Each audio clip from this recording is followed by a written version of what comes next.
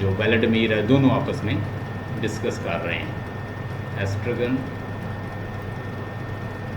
और व्लादिमीर जो हैं they are talking to each other कि हमें कुछ इससे मांगना चाहिए पोजो से।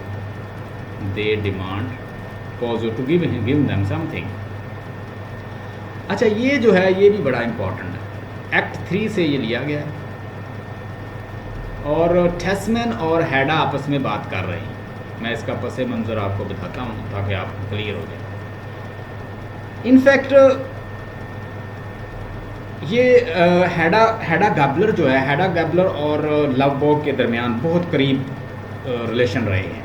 ये अपने हैडा गैबलर का जो सोफ़ा था उसके पीछे घुस जाते और इसके पीछे क्या क्या करते रहते। ये राइटर ने बहुत सारी बातें एम्बिगुअस रखी। इवन दो ताल्लुकात बढ़ते हैं, आगे बढ़ते हैं, वो इससे कुछ डिमांड करता है, ये उसको अपने फादर का पिस्टल दिखाती है, वो दौड़ जाता है। सोसाइटी भी उसको डिस्कार्ड कर देती है और वो दौड़ जाता है और जाके मिस थिया, जो थिया नामी कोई औरत है, उसके मिसेस एल्फ्स्टेड के जाके बच्चों को ट्यूशन पढ़ाता है। मिस्टर एल्फ्स्टेड ने शादी कर रखी है थिया से और वो आजकल जानी जाती है मिसेस एल्फ्स्टेड। मिसेस एल्फ्स्टेड कभी यूनिवर्सिटी में क्लास फेलो रही है हैडा की और उसके बाल बड़े खूबसूरत थे, उस वक्त भी ये जेलस थी। अब इसने लवबॉग को थोड़ा सा ट्रेन कर लिया। लवबॉग ने उसके साथ मिलकर बड़ी अच्छी बुक लिख ली है। अब वो वहाँ से गायब हो गया कुछ दिनों के लिए, तो ये तलाश करती फिर रही है और ये घर आ जाती है टेस्मैन के उसके बारे में इंफॉर्मेशन हासिल करी। अब जब ये सारी बुक का सुनती है तो वो उसको इनवाइट करती है कि लवबॉग को इनवाइट करो, उसे तलाश करो, टेस्मैन को कहती है, उसे एक पार्टी में बुलाओ। उसे पार्टी में बुलाकर, ये साइकोलॉजी जानती है कैरेक्टर की, वो कहती है कि जब पार्टी में आएगा, शराब पिएगा, तो फिर शराब पी के फिर वो वही हरकत करेगा। वो उसकी हरकत से बड़ी वाकफ़ है, वो उसकी सारी एक्टिविटी से वाकफ़ है। जब वो शराब पी लेता है तो अक्सर वो प्रॉस्टिट्यूट की तरफ जाता है। शराब पी लेता है ना, तो उस पर उसका काबू नहीं रहता। तो कहती है उसे एक पार्टी में इनवाइट करो और देखते हैं फिर वो क्या करता है। अब उसे इनवाइट किया जाता है तो वहाँ पे लवबॉग अपना वो मैन्युस्क्रिप्ट भी लेकर आता है जो उसने फाइनल पब्लिश करवाना है। बड़ी ज़बरदस्त किताब लिखी। वो लवबॉग उसके सामने, टेस्मैन के सामने पढ़ता है तो टेस्मैन कहता है जैसे ही मैंने किताब पढ़ी तो उस किताब वो इतनी विट्टी है, इतनी लॉजिकल है, इतनी वो लॉजिकल तरीके से उसने लिखी है कि कहता है कि मैं जेलस हुए बगैर नहीं रह सका। मैंने तो जेलस फील किया है। अब वो एक दूसरे से डिस्कशन कर रहे हैं कि किस तरह की बुक थी, कहाँ गया था जब वो आप दोनों ने शराब पी थी, यानी वहाँ पर पार्टी आपने एंजॉय की थी, तो मुझे बताओ कि वो कहाँ कहाँ गया था। क्या उसने वाइन लीव था वो, ये एक इडियम है, ये पता नहीं चलता, लेकिन ये अभी मैं आपको समझाऊंगा कि व्हाट इज़ वाइन लीव। कि जब वो आया था आपके साथ कि वाइन लीव था, wine leave he had drunk something, क्या वो ड्रंकर्ड था। ये इस्तेमाल होता है वाइन लीव बैकस गॉड के लिए, जो शराब का गॉड है ग्रीक का। तो ये उसमें वो बता रहा है क्या वो शराब कहती है, शराब पी हुई थी उसने। Wine leaves, no I didn't see any of them, कि शराब तो उसने नहीं पी थी, यानी मैं नहीं सोचता कि उसने कोई शराब वगैरह पी रखी। आई didn't see any of them.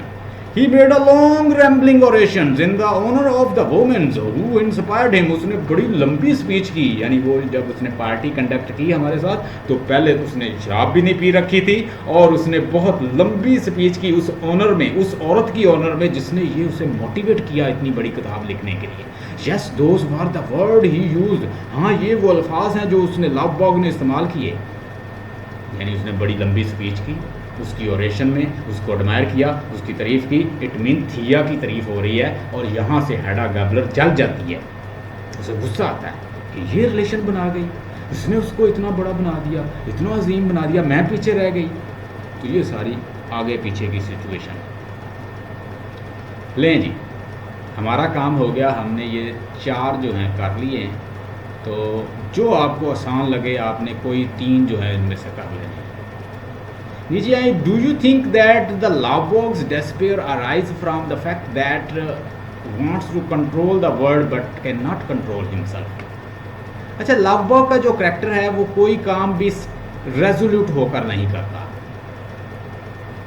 एक तो वो क्या करता है, कंट्रोल करने की कोशिश करता है दूसरे को, लेकिन वो कर नहीं पाता, उसका खुद पे कंट्रोल नहीं है।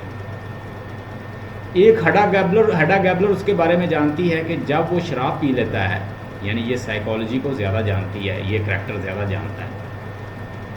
हेडा गैबलर को पता है जब शराब पी लेता है तो प्रोस्टिट्यूट की तरफ जाता है,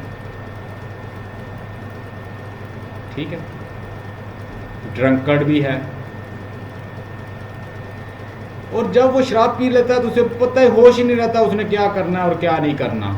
दूसरे करैक्टर को कंट्रोल करने की कोशिश करता है, जैसे थिया को, जैसे हमने देखा कि हेडा गैबलर को, लेकिन वो उसका खुद पे ही कंट्रोल नहीं है, तो how can he control other.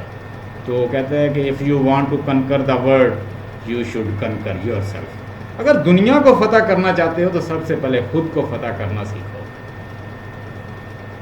100 miles journey start from the one step. If you want to conquer the world, conquer yourself. इसके ऊपर बड़ा बेस्ट फिट होता है कि ये दुनिया को फतह करने चला था, लोगों को फतह करने चला था, लेकिन इसका तो खुद पे कंट्रोल नहीं। इंसान को पहले खुद को कनकर करना चाहिए, सेल्फ एनालिसिस करना चाहिए, सेल्फ एनालाइज करना चाहिए। Unexamined life is not worth living. आप जितने मर्जी कोट यहाँ पे लिख सकते हैं, लिखें कोट, नाम लिखें सोक्रेटिस का, unexamined life is not worth. If you want to conquer the world conquer yourself first. तो इसे आपको खुद को कनकर करना चाहिए। तो इसने क्या किया, इसने कनकर करने की कोशिश की करैक्टर तो, लेकिन इसका खुद पे कंट्रोल नहीं था। इसको ज़रा देख लीजिएगा और इसको एक्सप्लेन कर दीजिए। Trace the various stage of in Mrs Raffi's responsibility. जो मिस राफ़ी है उसकी जो रिस्पॉन्सिबिलिटी है for the ultimate breakdown of the hatch in the sea. Ultimate breakdowns of the hatch in the sea. Various stage in the miss Raffi responsibility for the ultimate breakdowns of the hatch in the sea. अब होता ये कि जो राफ़ी की जो responsibility है, क्या क्या रिस्पॉन्सिबिलिटी है कि वो क्या करती है, चैरिटी कलेक्ट करती है, ठीक है, उसने गार्ड रखे हुए हैं और प्ले कंडक्ट करती है, उससे फिर चैरिटी लेती है, कंडक्ट करवाती है। उसने हैच और एवन को गुलाम पोस्ट के गार्ड रखा हुआ है और उनको इतना यानी लिमिटेड बना दिया है उनके माइंड को कि उनको पता ही नहीं है कि क्या चल रहा है। यानी ये सारी जो लिमिटेशन है उसकी सारी रिस्पॉन्सिबल कौन है, वो राफ़ी है।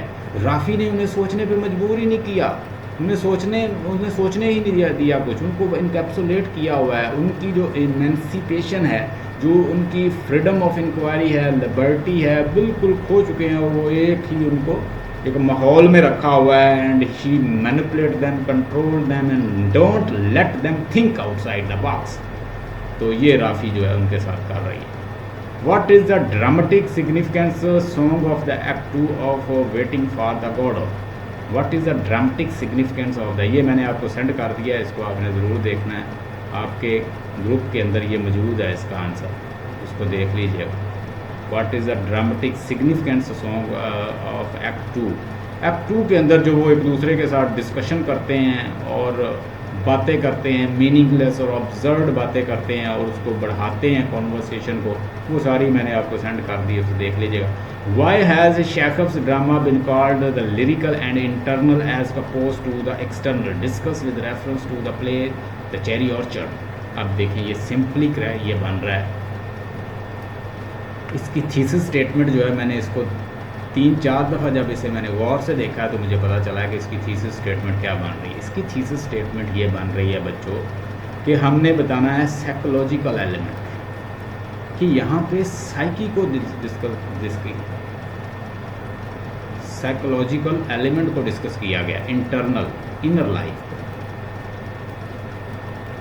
चूँकि हमारा राइटर जो है वो एक रशियन राइटर है और मॉडर्न राइटर है, ये मॉडर्न राइटर है, तो मॉडर्न राइटर जो है वो क्या किस चीज़ को, रियलिज़म को फॉलो करते हैं, ठीक है, नेचुरलिज़म को फॉलो करते हैं। जो इंसान के अंदर मसाइल चल रहे हैं वो बताते हैं, आउटर नहीं, अंदर क्या चल रहे हैं। मतलब करैक्टर परेशान है तो करैक्टर अपना साइको एनालिसिस खुद देता है। इसमें आप मिसाल दे सकते हैं, जैसे वो फ़र्ज़ है तो अपनी साइकोलॉजी बताता है ना, फ़र्ज़ जो है। अच्छा, ट्रॉफ़ी दुनाशा और याशा अपनी वो एनालिसिस देते हैं और उसके बाद हमने देखा वो करैक्टर जो है क्या नाम है, रेनफ्स्काय जो है वो अपना माइंड का एनालिसिस देती है, वो क्या सोचती है। यानी उनकी इनर थॉट जो है वो दिखाई गई है, इनर लाइफ दिखाई गई है कि अंदर से वो करैक्टर कैसे हैं। वो नॉन सीरियस हैं, वो ऑब्जर्व हैं, वो मीनिंगलेस एक्टिविटी कर रहे हैं, वो टू द पॉइंट नहीं चल रहे। तो उनके इनर जो अंदर जो चीज़ें चल रही हैं वो ज़्यादा दिखाई गई हैं आउटर साइड दिखाने के अलावा। तो हम कहेंगे it is a psycho analysis, he has given the psycho analysis of the character का साइको एनालिसिस उसने दिया है अपने करैक्टर के इस प्ले के अंदर। आगे क्वेश्चन आया हुआ, I betrayed my profession, a man who does what I did can not be tolerated in the rank of the science, make a critical assessment of the Galileo Galilei. आपने यहाँ पे Galileo Galilei का पूरा character लिखना है। Main मसला तो यही होता है ना कि आपको क्वेश्चन की समझ नहीं आती, क्वेश्चन की समझ आ जाए तो बच्चा लिख लेता है। ये यहाँ पे गैलीलियो गैलीली का करैक्टर लिखना है, और वो क्या इस चीज़ पे परेशान है कि उसने रिकेंट करके अपनी साइंस के, अपने रैशनल सेल्फ को, अपने कॉन्शियस को, अपनी जो फेयर था साइंस के साथ, जो freedom of inquiry, freedom of enlightenment, और ये सारी इनलाइटनमेंट को, फ्रीडम को, रैशनलिज्म को, लॉजिकल थाट को और साइंटिफिक प्रोग्रेस को उसने हैम्पर किया है, उसने स्टॉप किया है, उसने उस प्रोग्रेस को रोक दिया है, और ये वो बर्दाश्त नहीं कर रहा। वो अपने, हमने पूरा उसका यहाँ पे करैक्टर लिख देना है, कैरेक्टर स्केच दे देना है, बस हमारा आंसर हो जाएगा। Hope you got the point, and tomorrow I will send you one of pass paper. आपके लिए कल का यही पास पेपर जाएं।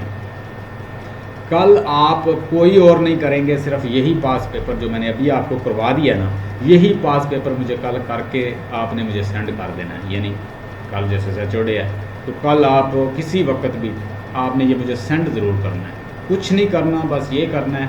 और मंडे से हम इंशाल्लाह क्रिटिसिज्म स्टार्ट कर रहे हैं। क्रिटिसिज्म फिर मैं आपको करवाऊँगा।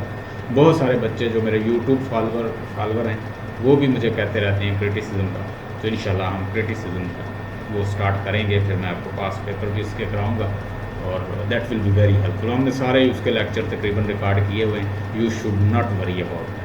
अब मुझे उम्मीद है कि ड्रामा आपका हो जाएगा। हम उसी तरह एक वीक जो है उसे लगाएंगे, पोइट्री को लगाएंगे, और पोइट्री तो 2 दिन में भी अगर हम कर लें तो उसको हम कर लेंगे। Stay blessed, have a nice time, and remember us in your prayers please. Any question?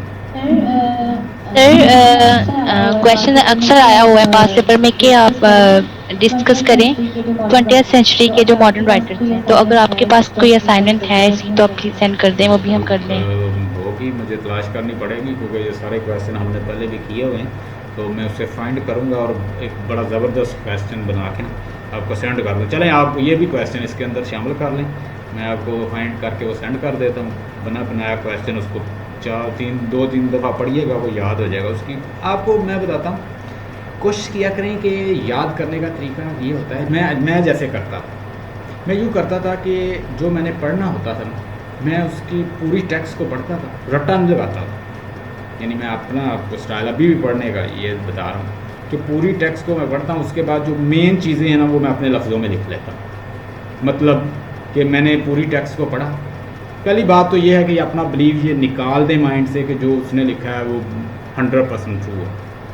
आपने उसका मेन आइडिया लेना है कि इसके अंदर मेन आइडिया और सपोर्टिंग आइडिया क्या क्या है। मेन आइडिया निकालने, मिसाल के तौर पर आपको पूरी टेक्स्ट में लग रहे हैं कि इसके अंदर 5 मेन आइडिया हैं, उनकी हेडिंग बना लें और उनको फिर अपने लफ्ज़ों में लिखें।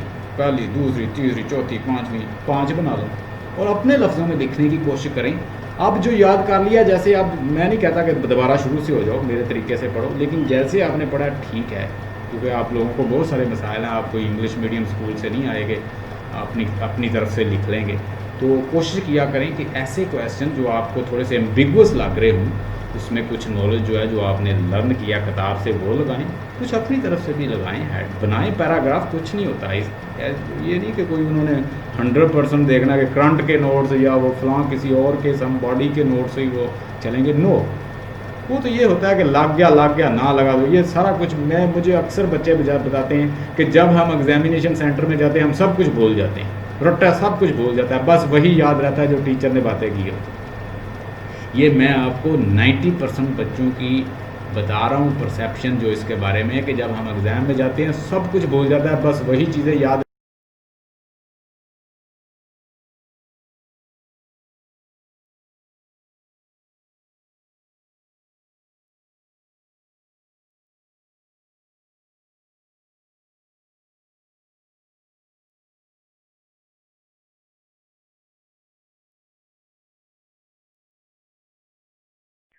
Yes sir.